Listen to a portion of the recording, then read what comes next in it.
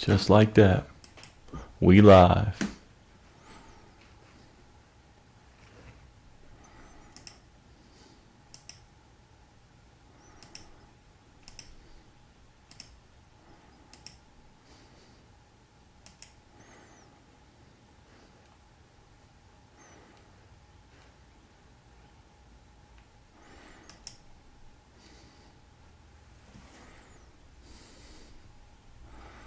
Up before the chicken crows, dog.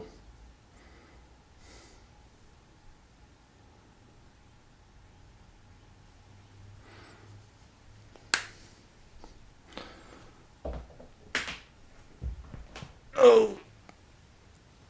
See, I've come to find when you sleep on the hardwood, dog,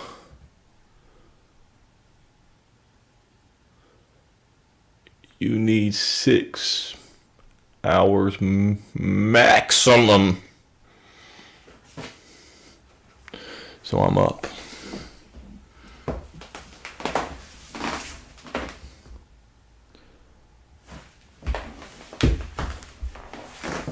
And you already know what time it is. We about to put on some soothing sounds.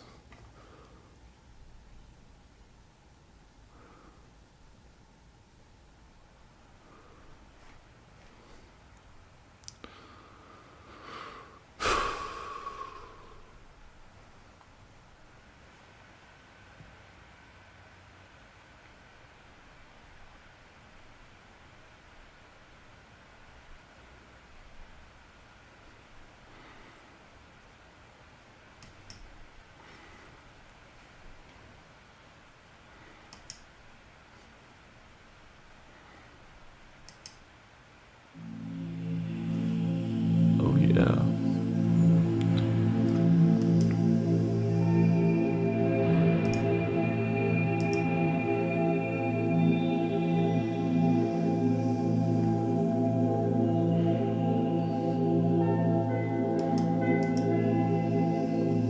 Testing.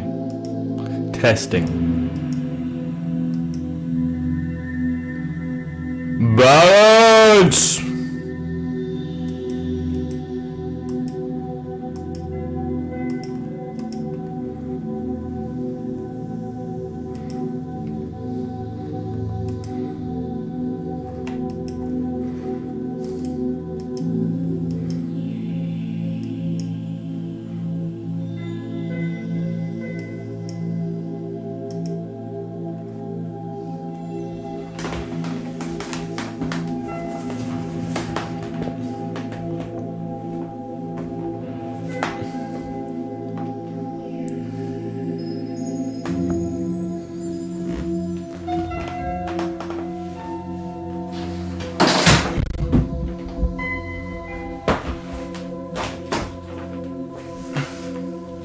Little Bible or Big Bible?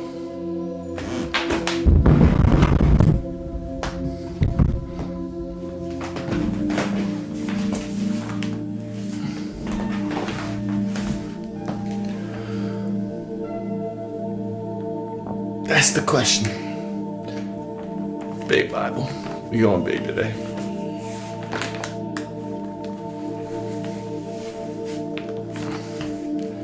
All right. Gotta turn this down slightly.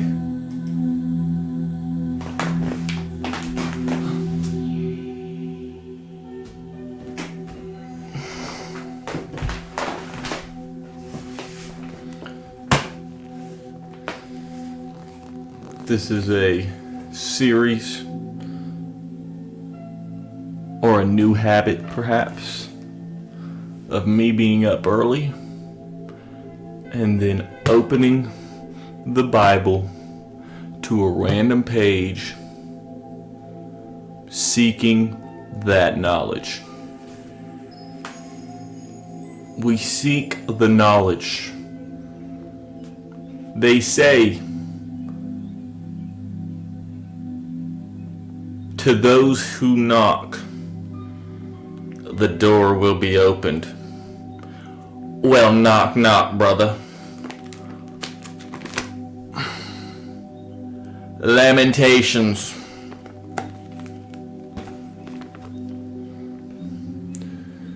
The Lord is righteous, for I rebelled against his commandments. And just like that, I already know we found the right knowledge, because that's me. I rebelled. Just like that, bro. Hear now, all peoples, and behold my sorrow. My virgins and my young men have gone into captivity. I called for my lovers, but they deceived me. My priests and my elders breathed their last in the city, while they sought food to restore their life. See, O Lord, that I am in distress. My soul is troubled. My heart is overturned within me, for I have been very rebellious. Outside the sword bereaves. At home it is like death. What does bereaves mean, man? I gotta look that up real quick.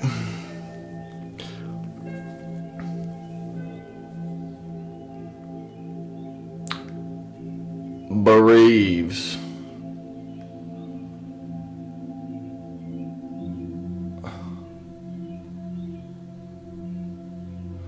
Be deprived of a loved one through a profound absence, especially due to the loved one's death. Well, that's just tragic. They have heard that I sigh, but no one comforts me. All of my enemies have heard of my trouble. They are glad that you have done it. Bring on the day you have announced, that they may become like me. Let all their wickedness come before you, and do to them as you have done to me. For all my transgressions, for my sighs are many, and my heart is faint. Pope. I might even go backwards.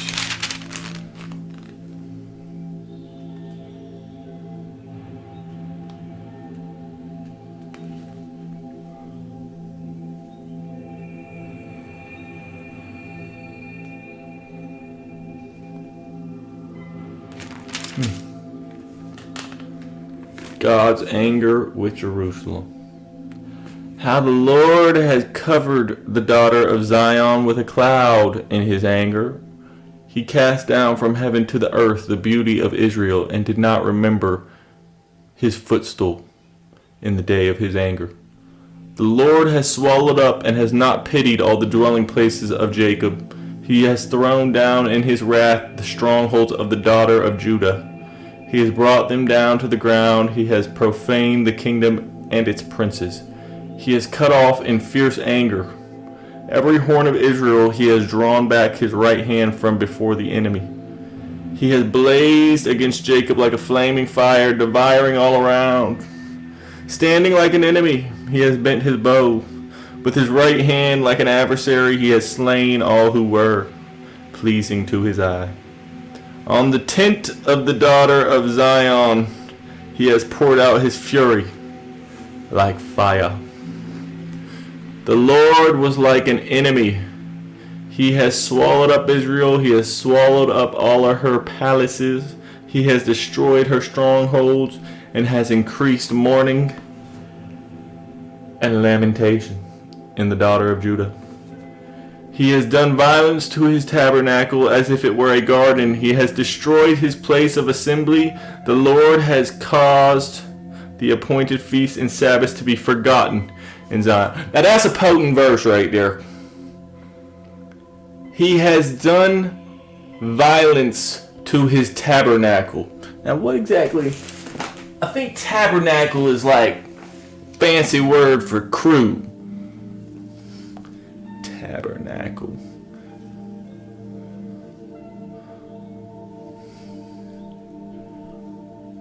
Definition.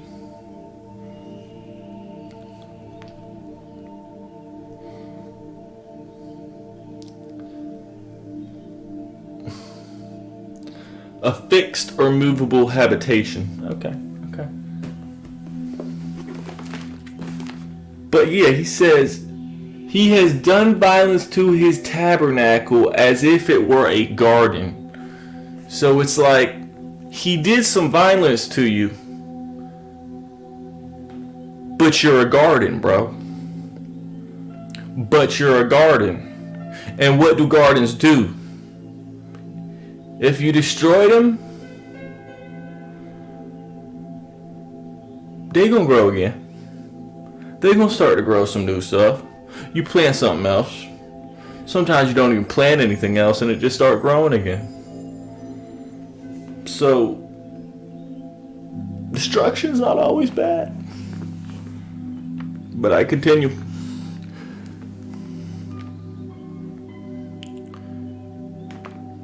In his burning indignation, he has spurned the king and the priest.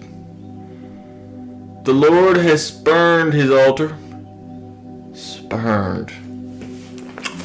I know I've heard that word, but I need to double check it. Spurned.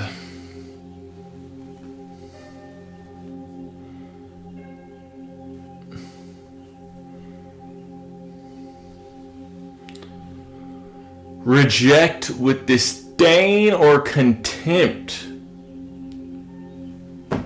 Hate to be spurned by the Lord.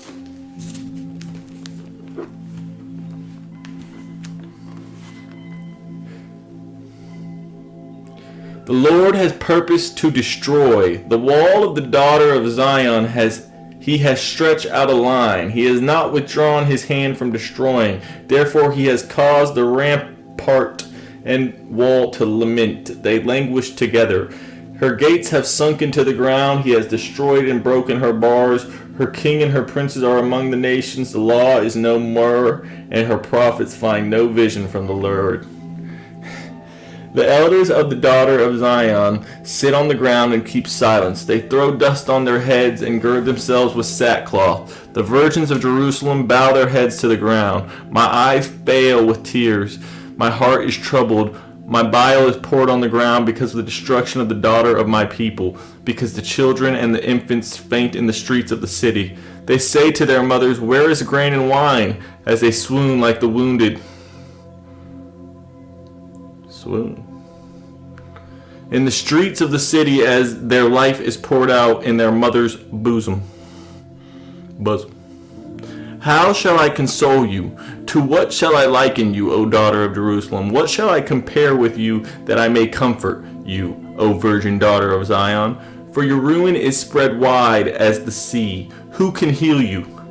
Your prophets have seen for you false and deceptive visions. They have not uncovered your iniquity to bring back your captives, but have envisioned for you false prophecies and delusions.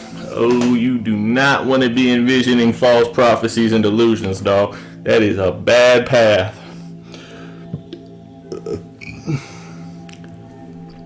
All who pass by clap their hands at you. They hiss and shake their heads as the daughter of Jerusalem is the city that is called the perfection of beauty, the joy of the whole earth. All your enemies have opened their mouth against you. They hiss and gnash their teeth. They say, "We have swallowed her up. Surely this is the day we have waited for. We have found it. We have seen it." The Lord has done what he purposed. He has fulfilled his word which he commanded in the days of old. He has thrown down and has not pitied. He has caused an enemy to rejoice over you. He has exalted the horn of your adversaries.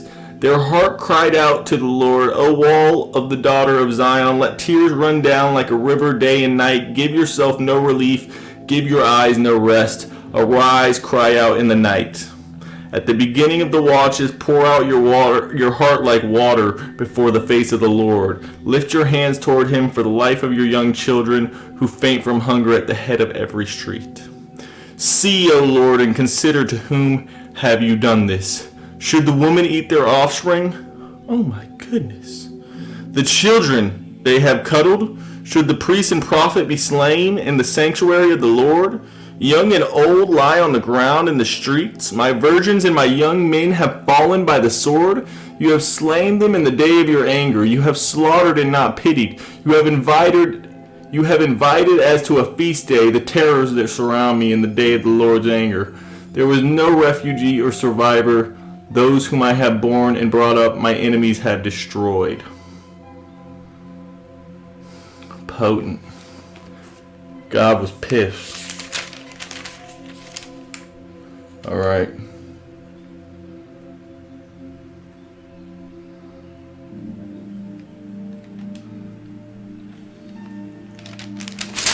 Chapter 3. It's going to be the last chapter I read, and then I'm going to conclude my morning reading. Oh! By the way, depending on what time it is, wherever you're at, the moon is looking potent right now. Keep that in mind. I am the man who has seen affliction by the rod of his wrath. He has led me and made me walk in darkness and not in light. Surely he has turned his hand against the time and time again throughout the day. He has aged my flesh and my skin and broken my bones. He has besieged me and surrounded me with bitterness and woe. He has set me in dark places like the dead of long ago.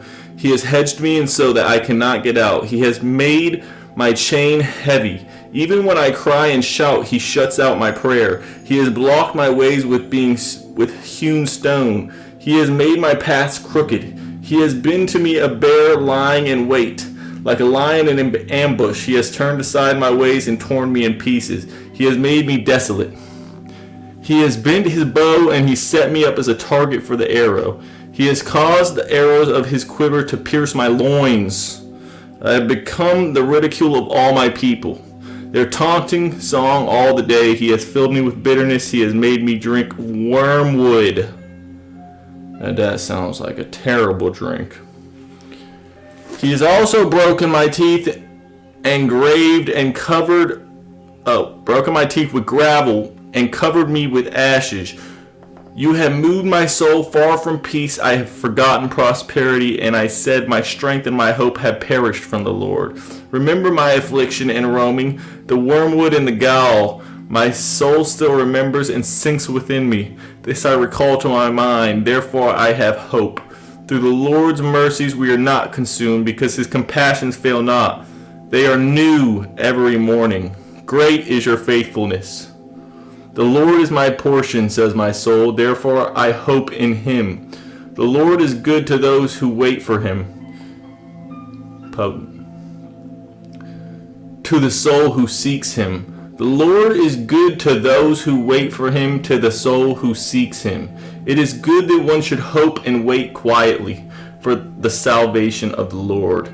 It is good for a man to bear the yoke in his youth. Let him sit alone and keep silent, because God has laid it on him. Let him put his mouth in the dust. There may yet be hope. Let him give his cheek to the one who strikes him and be full of reproach. For the Lord will not cast off forever, though he causes grief. Yet he will show compassion according to the multitude of his mercies, for he does not afflict willingly, nor grieve the children of men. To crush under one's feet all the prisoners of earth, to turn inside the justice due a man before the face of the Most High, or subvert a man in his cause, the Lord does not approve. That's pretty potent.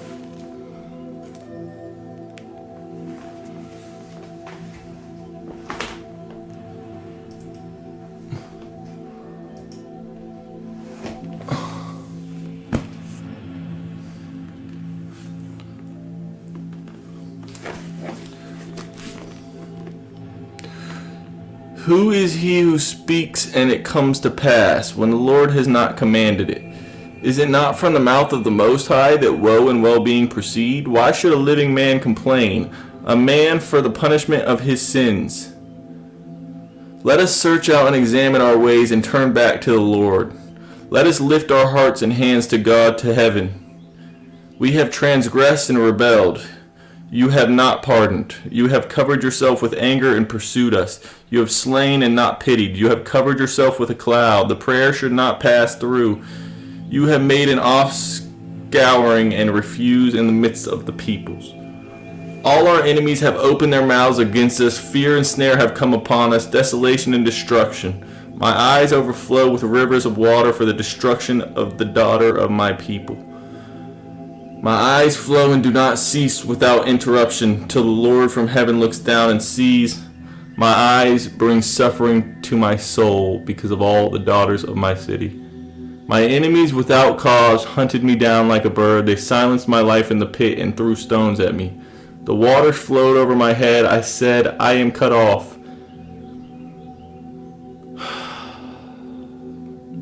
I called on your name, O Lord, from the lowest pit. You have heard my voice. Do not hide your ear from my sighing, from my cry for help. You drew near on the day I called on you and said, do not fear. O Lord, you have pleaded the case for my soul. You have redeemed my life, O Lord. You have seen how I am wronged. Judge my case. You have seen all their vengeance, all their schemes against me. You have heard their reproach, O Lord, all their schemes against me, the lips of my enemies and their whispering against me all the day. Look at their sitting down and their rising up. I am their taunting song. Repay them, O Lord, according to the work of their hands. Give them a veiled heart. Your curse be upon them. In your anger pursue and destroy them from under the heavens, O Lord. That's... Wait a second. Oh, man. I mean, we only got 2.5 pages left, and that's the whole chapter, dawg. I mean, you know, I ain't gonna lie to you, dawg. When I read this part, the Lord is good to those who wait for him, to the soul who seeks him. I'm like, yeah, I'm out here seeking, dawg. But then I read, it is good that one should hope and wait quietly for the salvation of the Lord. It is good for a man to bear the yoke in his youth. Let him sit alone and keep silent, because God has laid it on him. And now I'm over here reading the Bible out loud. And I'm like, dawg, is God trying to tell me not to read the Bible out loud? That I should do this in silence? But the people. Conflictions. But I think he'll forgive me if I read these final 2.5 pages. So I shall press on. How the gold has become dim, how changed the fine gold. The stones of the sanctuary are scattered at the head of every street. The precious sons of Zion, valuable as fine gold, how are they regarded as clay pots, the work of the hands of the potter. Even the jackals present their breasts to nurse their young, but the daughter of my people is cruel, like ostriches in the wilderness. Whoa. Ostriches in the wilderness? Cruel. I didn't know, but now I do. If I ever come upon an ostrich in the wilderness, I'm finna steer clear. The tongue of the infant clings to the roof of its mouth for thirst. The young children ask for bread, but no one breaks it for them. Those who ate delicacies are desolate in the streets. Ooh. Y'all donut lovers don't like that line. Those who were brought up in scarlet embrace ash heaps. The punishment of the iniquity of the daughter of my people is greater than the punishment of the sin of Sodom.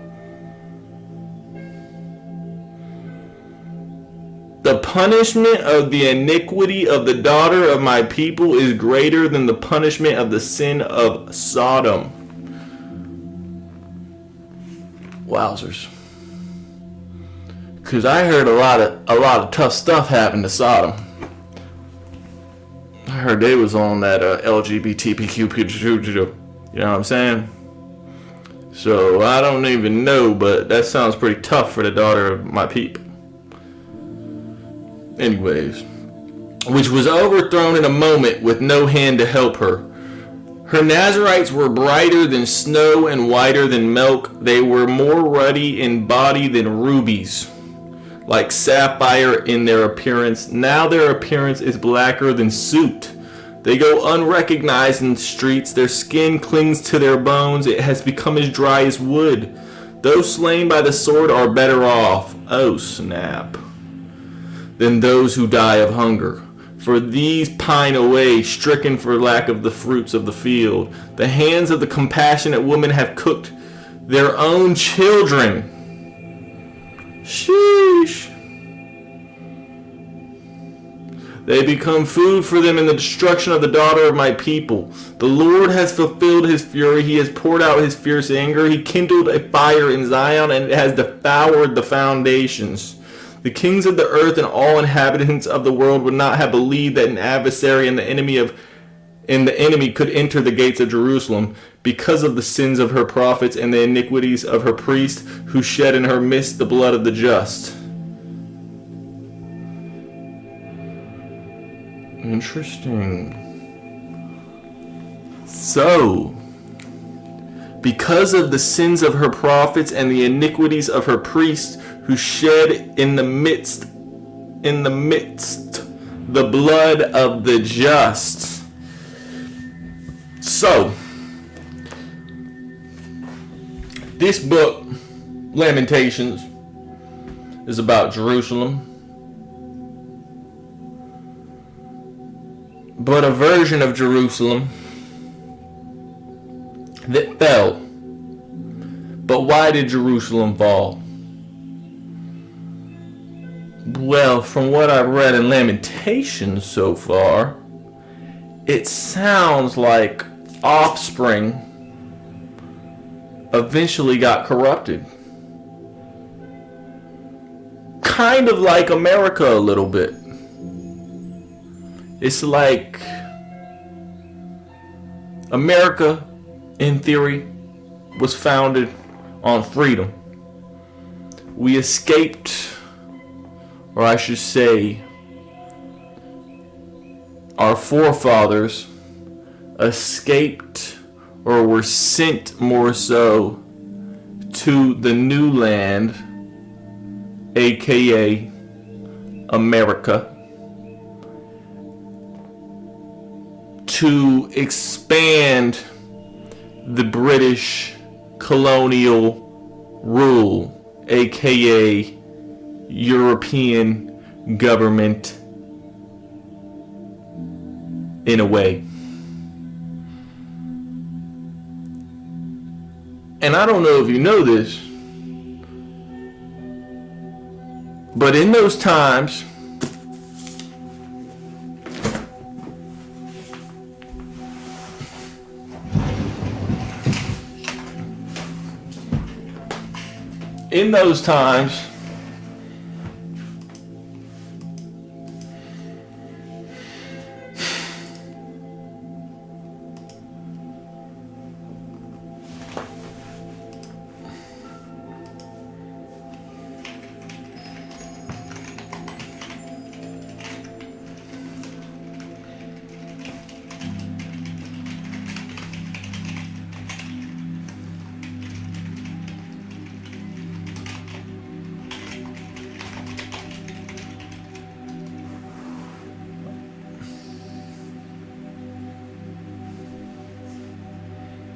all right, I'm gonna finish reading this.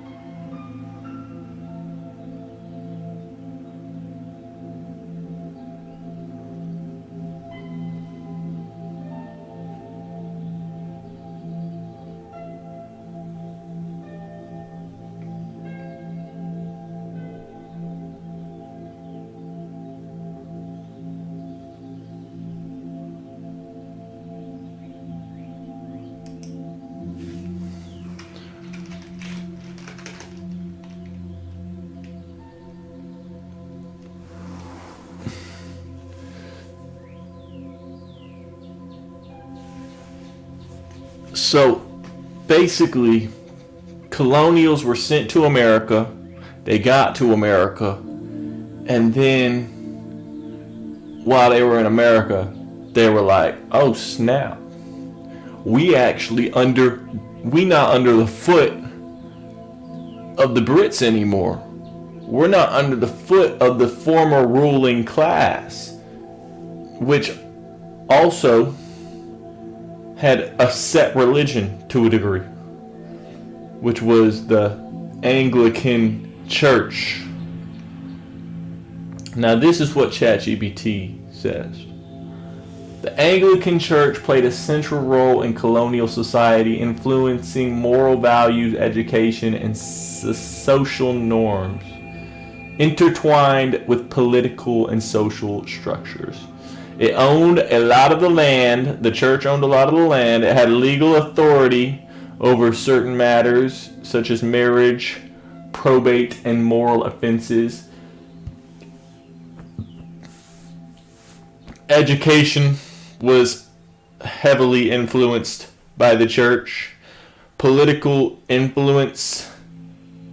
Church leaders sometimes held positions of political power and were involved in colonial governance.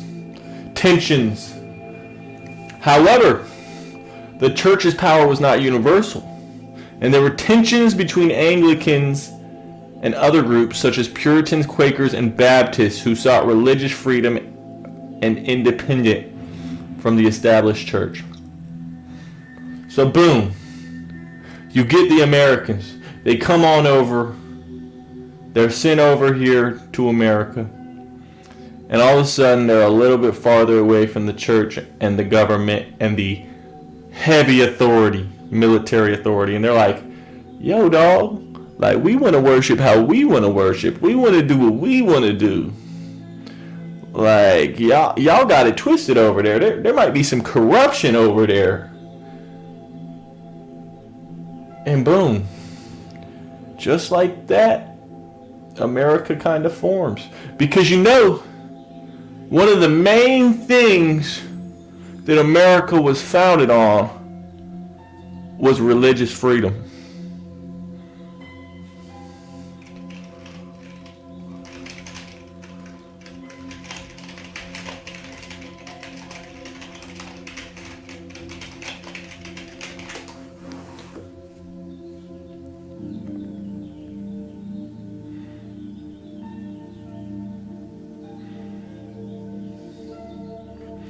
America was founded on several key principles and ideals, including freedom. The concept of freedom, including freedom of religion, speech, and assembly, was fundamental to the founding of America.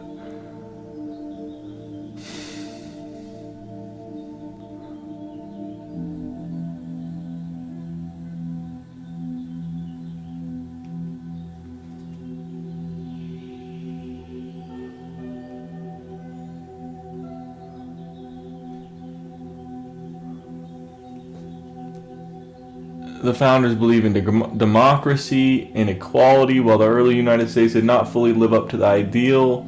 The founding and principles include the belief that all men are created equal and should have equal rights under the law. Rule of law. The founding fathers believed in the importance of rule of law, meaning that no one, not even the government, is above the law. True that.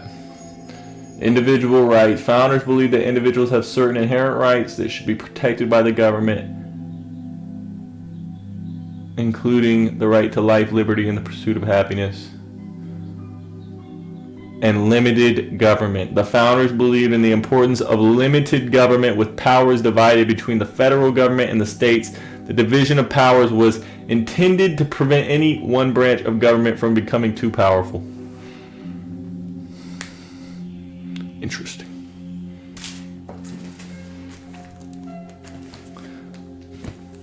All right, let me finish this.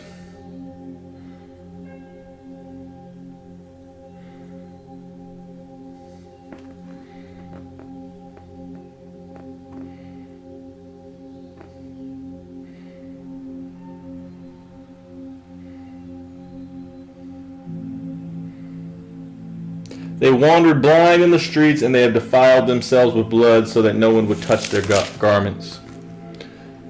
They cried out to them, "Go away, unclean, go away, do not touch us," when they fled and wandered. Those among the nations said, "They shall no longer dwell here." The face of the Lord scattered them. He no longer regards them. The people do not respect the priest, nor show favor to the elders. Still our eyes failed us, watching vainly for our help. In our watching we watched for a nation that could not save us. They tracked our steps so that we could not walk in our streets. Our end was near, our days were over, for our end had come. Our pursuers were swifter than the eagles of the heavens. They pursued us on the mountains, and they lay in wait for us in the wilderness. The breath of our nostrils, the anointed of the Lord, was caught in their pits, of whom we said under his shadow, "We shall live among the nations." Rejoice and be glad, O daughter of Edom. You will dwell in the land of Uz. The cup shall also pass over to you, and you shall become drunk and make yourself naked. Whoa. The punishment of your iniquity is accomplished. O daughter of Zion, he will no longer send you into captivity. He will punish your iniquity, O daughter of Edom. He will uncover your sins. Boom. Prayer for restoration. Well, that's a nice note. Remember, O Lord, what has come upon us. Look and behold our reproach. Our inheritance has been turned over to aliens, and our houses to foreigners. We have become orphans and waifs. Our mothers are like widows. We pay for the water we drink, and our wood comes at a price. They pursue at our heels. We labor and have no rest. We have given our hand to the Egyptians and the Assyrians to be satisfied with bread. Our fathers sinned and are no more, but we bear their iniquities. Servants rule over us. There is none to deliver us from their hand. We got our bread at the risk of our lives because of the sword in the wilderness. Our skin is as hot as an oven because of the fever of famine. They ravished the women in Zion, the maidens in the cities of Judah. Princes were hung up by their hands, and elders were not respected. Young men ground at the millstones. Boys staggered under the loads of wood. The elders have ceased gathering at the gate, and the young men from their music. The joy of our heart has ceased. Our dance has turned into mourning. The crown has fallen from our head. Woe to us, for we have sinned. Because of this, our heart is faint. Because of these things, our eyes grow dim. Because of the Mount Zion, which is desolate, with foxes walking about on it, you, O Lord, remain forever. Your throne from generation to generation. Why do you forget us forever and forsake us for so long a time? Turn us back to you, O Lord, and we will be restored. Renew our days of old, unless you have utterly rejected us and are very angry with us.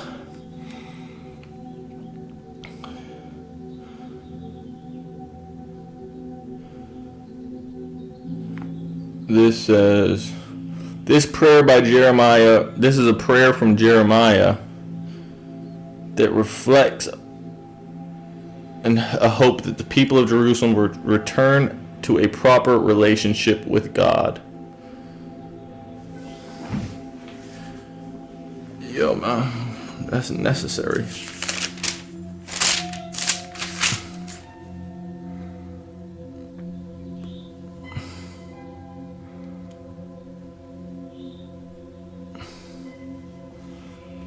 It's intense. Lamentations, that's an intense chapter right there. Or a book. I'm going to read the introduction. Lamentations was originally part of the book of Jeremiah. It was later isolated because it was included in the 5 megaloth, or scrolls. Lamentations is read publicly each year by Tisha B'Av, a fast commemorating the destruction of the temple in Jerusalem. In 586 BC and AD 70, the style and content have no doubt that Jeremiah, the weeping prophet, is the author. The book focuses on the destruction of Jerusalem as observed by eyewitness Jeremiah. Alternates between the accounts of horrible aftermath of the destruction of the city and the confessions of the people's deep sins, and then to his appeals to God for mercy. Each of the 5 chapters of the book is a separate poem of mourning. The first 4 are acrostics. Each of the 22 letters of the Hebrew alphabet is used to begin each stanza of the poem. The acrostic is a literary device that makes it easier to remember and abstractly suggests that the author has uncovered his subject from beginning to end. It may also be that Jeremiah, under the inspiration of the Holy Spirit, made himself conform to this method to keep his grief from overwhelming him. Lamentations is a valuable commentary on sin and its consequences about returning to God for mercy. Boom! And that's the book of Lamentations, dog. And basically, that is kind of like a scary book. It's basically like, if you are not on the side of the Lord, straight destruction. If you're not living in the ways that God wants you to live, straight destruction. And, you know, I'm an American. And it's like, you know, it seems like our society might not be living in, you know, the way that God might want us to live. You know, lots of television, which television might not be that bad, but what's being televised? Scandalism, profanity,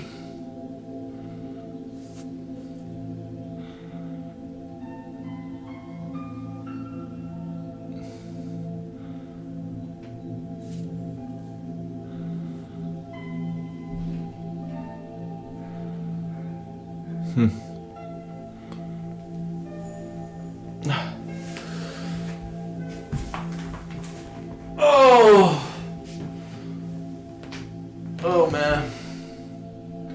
Well, that's some food for thought, man. Definitely some food for thought. I don't know.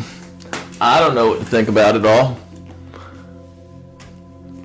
All I can do is analyze myself, analyze my sin, and try to do better. But seriously try, because God knows your heart. God knows how much effort you put in, exactly how much you have to give, exactly what your thought process is. He knows it all. You can't hide anything from the Lord, which is comforting, but scary if you're on the wrong side.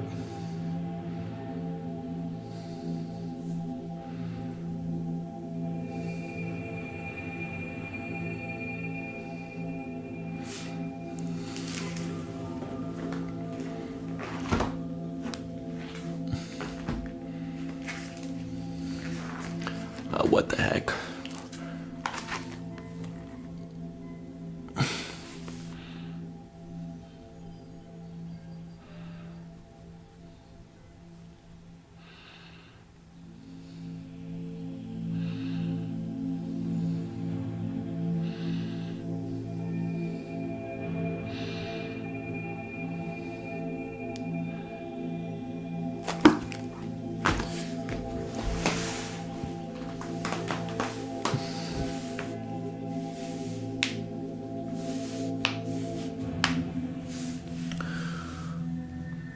Oh.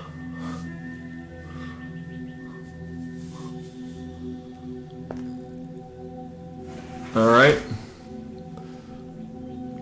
Done some reading. And now it's time for some morning stretches.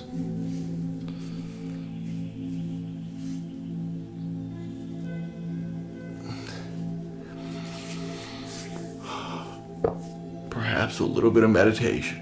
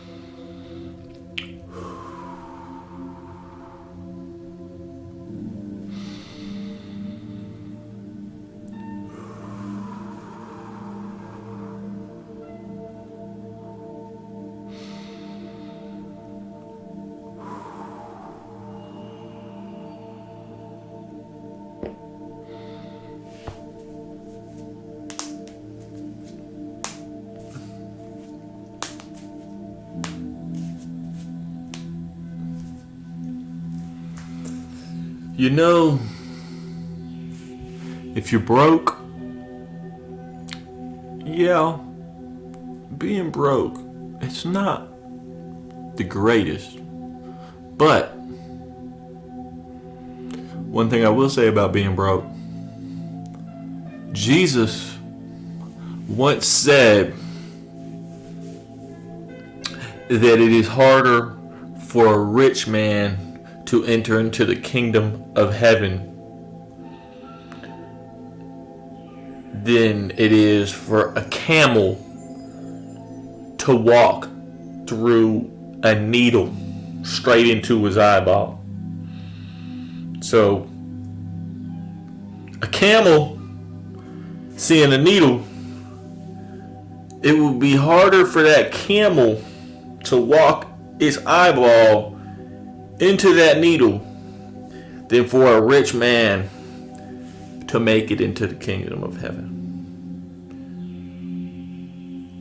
So, you know, glass half empty, glass half full. You know what I'm saying? It's like, yo, I'm pretty broke, but I'm relatively provided for.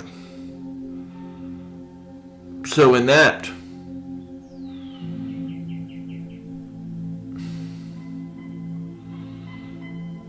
gratitude.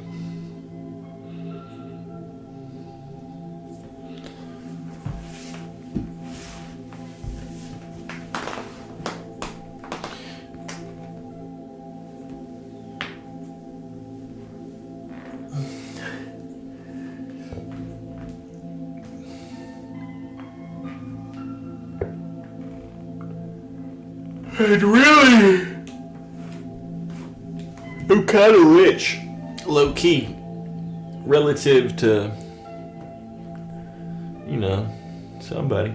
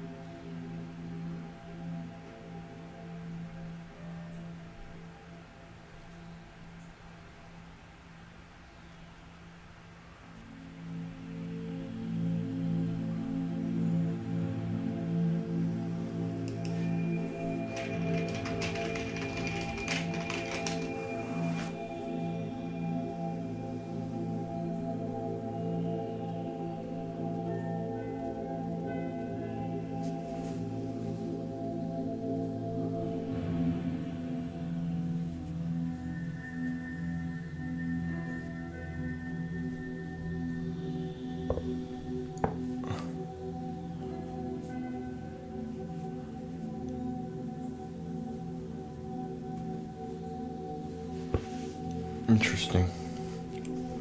So, the Anglican Church, also known as the Church of England, was founded during the English Reformation by King Henry VIII.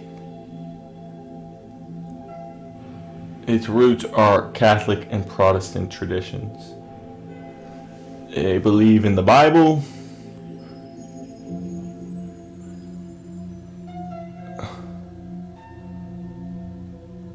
creeds. What is the Apostles' Creed? And the Nicene Creed as statements of faith.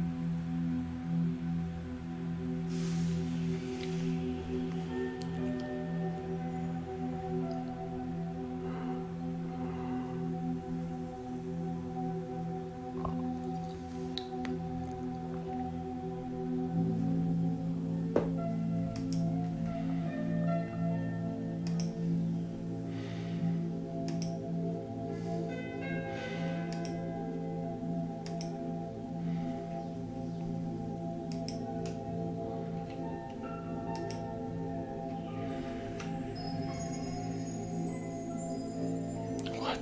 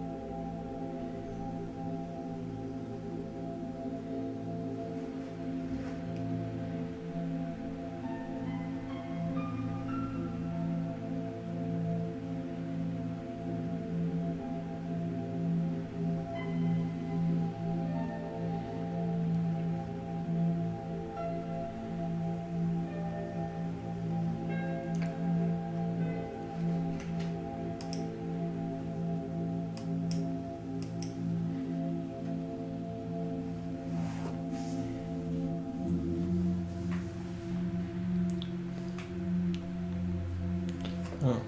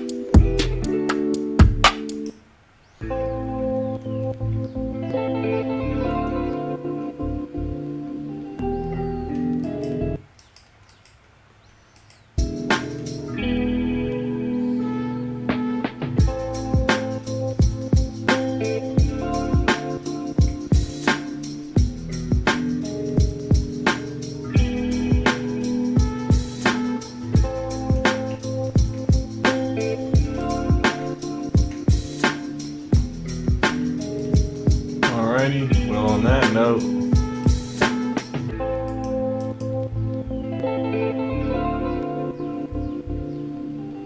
think I'll call it for now.